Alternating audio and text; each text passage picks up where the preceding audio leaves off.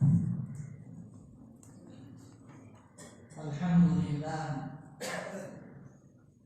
لله وكفى وسلام على عباده الذين اصطفى. اما بعد، نکل کے صحرا سے جس نے روما کی سلطنت کو الٹ دیا تھا، نکل کے صحرا سے جس نے روما کی سلطنت کو الٹ دیا تھا، سنا ہے یہ قدسیوں سے میں نے وہ شیر پھر ہوشیار ہوگا.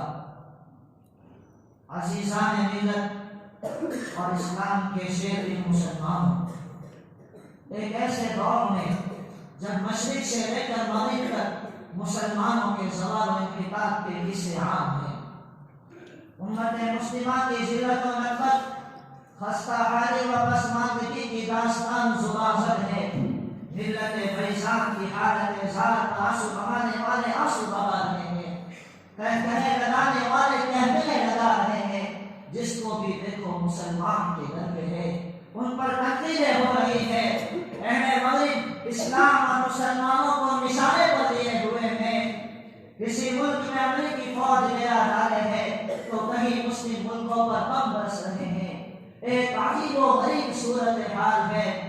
آپ بین الاقوامی سطح پر مسلمانوں کا جائزہ لیں گے تو چیخ چیخ کر یہ کہنے پر مجبور ہوں گے کہ یہ اسی قوم مسلم کا حال ہے جس کا ماضی روشن و تابناک تھا، جس نے روبے مسکون پر 1300 سال تک عظمت و شوکت کا پرچم لہرایا تھا، جس قوم کے دیاروں نے بحر ظلمات میں گھوڑے دوڑائے تھے، جس قوم کے ثبوتوں نے جبل تاریخ پر اذان توحید کی تھی، جس قوم کے کاریگروں نے لال قلعہ کی جلالت اور تاج محل کی لطافت سے سرزمین ہند کو عزت و شہرت بخشی تھی.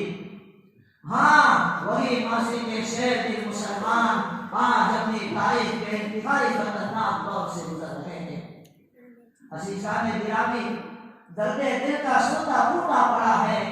جی چاہتا ہے اپنے درد غم کو کم کرنے کے لیے ماضی کی داستان سناتا رہوں، تاریخ کی آواز پلٹتا رہوں، ایک ایک واقعہ مزہ لے لے کر سناتا رہوں کہ ہم کیا تھے. نام اپنا تاریخ حال یاد آنے لگتا ہے کہ جس باطل کو ہم نے صفائیستی سے ملا دیا تھا، آج وہی باطل ہمارے سینوں پر سوار کہتے لگا رہا ہے. جن سرکشوں کے ہم نے پر نکالے تھے، آج وہی سرکش ہمارے پر نکالنے پر تلے ہوئے ہیں.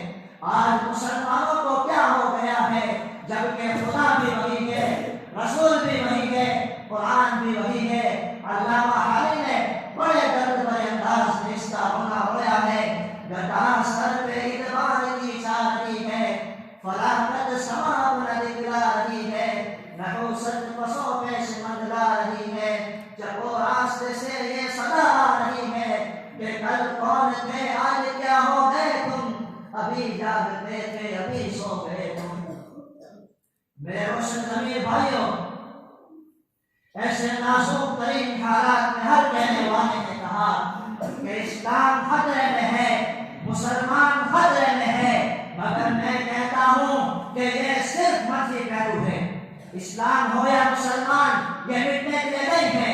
ہماری تاریخ میں اس سے بھیانک حالات آئے ہیں، ہماری تاریخ میں اس سے خوفناک حالات ہوئے ہیں، مگر اسلام آج بھی زندہ ہے، کل بھی زندہ رہے گا. اسلام تو ہر حال میں زندہ رہنے کے لیے ہے. عزیزان گرامی، کون کہتا ہے کہ حالات خراب ہیں، خوفناک ہیں؟